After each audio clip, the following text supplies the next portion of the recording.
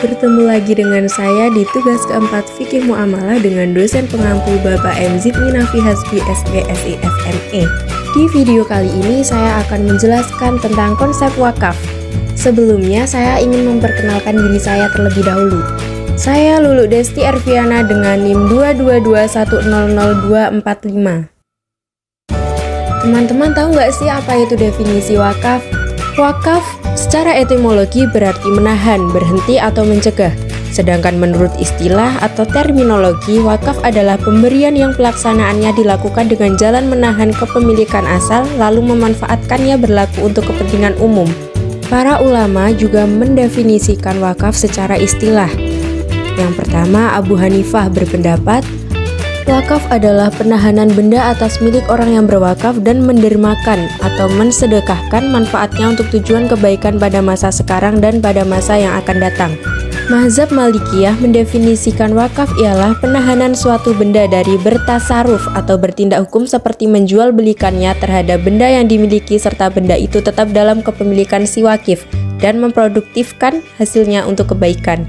Selanjutnya, Imam Syafi'i dan Ahmad bin Hambal berpendapat bahwa wakaf itu berupa penahanan harta dari bertasaruf dan mensedekahkan hasilnya serta berpindahnya kepemilikan dari orang yang berwakaf kepada orang yang menerima wakaf dan tidak boleh bertindak sekehendak hati mauquf alaih.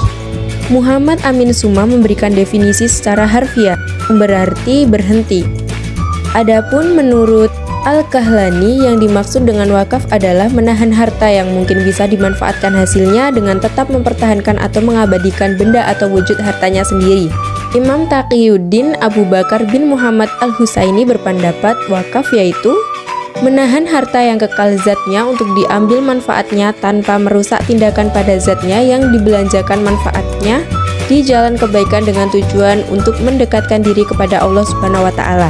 Sayyid Sabiq memberikan pengertian wakaf dengan menahan harta dan menggunakan manfaatnya di jalan Allah Subhanahu wa Ta'ala. Undang-Undang Nomor 41 Tahun 2004 menjelaskan bahwa wakaf adalah perbuatan hukum wakif untuk memisahkan dan atau menyerahkan sebagian harta benda miliknya untuk dimanfaatkan selamanya atau jangka waktu tertentu sesuai dengan kepentingannya guna keperluan ibadah dan atau kesejahteraan umum menurut syariah. Nah, ada banyak sekali ya teman-teman pengertian wakaf itu. Selanjutnya ada dasar hukum wakaf. Yang pertama ada pada Quran Surat Al-Hajj ayat 77 yang artinya, hai orang-orang yang beriman, rukuklah kamu, sujudlah kamu, sembahlah Tuhanmu dan perbuatlah kebajikan supaya kamu mendapat kemenangan. Yang kedua terdapat pada Quran Surat Al-Imran ayat 92 yang artinya, kamu sekali-kali tidak sampai kepada kebajikan yang sempurna sebelum kamu menafkahkan sebagian harta yang kamu cintai, dan apa saja yang kamu nafkahkan, maka sesungguhnya Allah mengetahuinya. Selain Al-Quran, Al-Hadis menyebutkan bahwa sesungguhnya Nabi Muhammad SAW bersabda. Ibnu Umar radhiyallahu an berkata, Umar radhiyallahu an mendapatkan sebidang tanah di Khaybar, lalu ia menghadap Nabi Muhammad SAW untuk meminta petunjuk dalam menggunakannya. Ia berkata, wahai Rasulullah, aku mendapatkan tanah di Khaybar yang belum pernah kudapatkan lebih berharga daripada itu menurut pandanganku. Rasulullah SAW bersabda, jika kamu mau, wakafkanlah pohonnya dan sedekahkanlah hasilnya.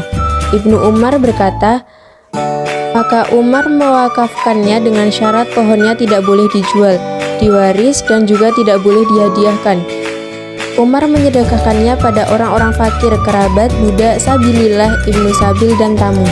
Tidaklah terlarang atas orang yang menguasainya memakan dari hasilnya dengan sepatasnya dan memberi makan sahabatnya dengan tidak mengambil harganya. Hadis riwayat Bukhari dan Muslim. Kemudian ada syarat wakaf.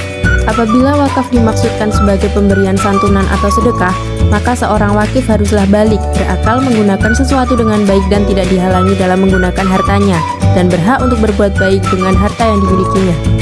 Syarat wakaf diutarakan oleh para pakar. Yang pertama, wakaf tidak dibatasi dengan waktu tertentu, sebab perbuatan wakaf berlaku untuk selamanya, tidak untuk waktu tertentu. Yang kedua, tujuan wakaf harus jelas, seperti mewakafkan sebidang tanah untuk masjid, musola, pesantren, pemakaman, dan lainnya. Yang ketiga, wakaf harus segera dilaksanakan setelah dinyatakan oleh orang yang menyatakan, tanpa digantungkan pada peristiwa yang akan terjadi di masa yang akan datang, sebab pernyataan wakaf berakibat lepasnya hak milik bagi yang mewakafkan. Yang terakhir, wakaf merupakan perkara yang wajib dilaksanakan tanpa adanya hak khiyar, sebab pernyataan wakaf berlaku seketika dan untuk selamanya. Adapun rukun-rukun wakaf, yang pertama orang yang berwakaf atau wakif. Wakif mempunyai kecakapan melakukan tabaru, yaitu melepaskan hak milik tanpa imbalan materi. Orang yang dikatakan cakap adalah balik, berakal, sehat, dan tidak terpaksa. Di samping itu, wakif adalah pemilik sah dari harta yang akan diwakafkan dengan bukti-bukti yang sah sesuai dengan ketentuan yang berlaku. Kedua, harta yang diwakafkan atau mauquf. Harta yang diwakafkan merupakan harta yang bernilai, milik yang mewakafkan dan tahan lama untuk digunakan. Yang ketiga ada tujuan wakaf atau mauquf alaih. Bagi mauquf alaih disyaratkan hadir sewaktu penyerahan wakaf, harus ahli untuk memiliki harta yang diwakafkan, tidak orang yang durhaka kepada Allah dan bertanggung jawab, dan orang yang menerimanya tidak diragukan kebenarannya. Yang terakhir pernyataan wakaf atau sikhat. Sikhat itu tidak digantungkan, tidak diiringi syarat tertentu, jelas dan terang, tidak menunjukkan batas waktu tertentu atau terbatas, tidak mengandung pengertian untuk mencabut kembali terhadap wakaf yang telah diberikan. Dengan sendirinya, perwakafan telah terjadi ketika itu juga. Adapun macam-macam wakaf. Yang pertama, wakaf ahli. Wakaf ahli yaitu wakaf yang ditujukan kepada orang-orang tertentu. Wakaf ahli juga sering disebut wakaf zuri atau wakaf alal aulad, yakni wakaf yang diperuntukkan bagi kepentingan dan jaminan sosial dalam lingkungan keluarga atau lingkungan kerabat sendiri. Kedua ada wakaf khairi. Wakaf khairi yaitu wakaf yang secara tegas untuk kepentingan keagamaan atau kemasyarakatan. Di tinjauan penggunaannya, wakaf ini lebih banyak manfaatnya ketimbang wakaf ahli karena tidak terbatasnya pihak-pihak yang mengambil manfaat. Yang terakhir ada hikmah wakaf dalam kehidupan sehari-hari. Yang pertama, harta benda yang diwakafkan dapat terpelihara dan terjamin kelangsungannya. Tidak perlu khawatir barangnya hilang atau dipindahkan karena pada prinsipnya barang wakaf tidak boleh ditasarufkan, apakah itu dalam bentuk dijual, dihibahkan, atau diwariskan. Yang kedua, pahala dan keuntungan bagi si wakif akan tetap mengalir walaupun si wakif telah meninggal, selagi benda wakaf itu masih ada dan bisa dimanfaatkan. Yang ketiga, wakaf merupakan salah satu sumber dana yang sangat penting manfaatnya bagi kehidupan agama dan umat. Sekian presentasi dari saya, kurang lebihnya mohon maaf. Terima kasih. Wassalamualaikum warahmatullahi wabarakatuh.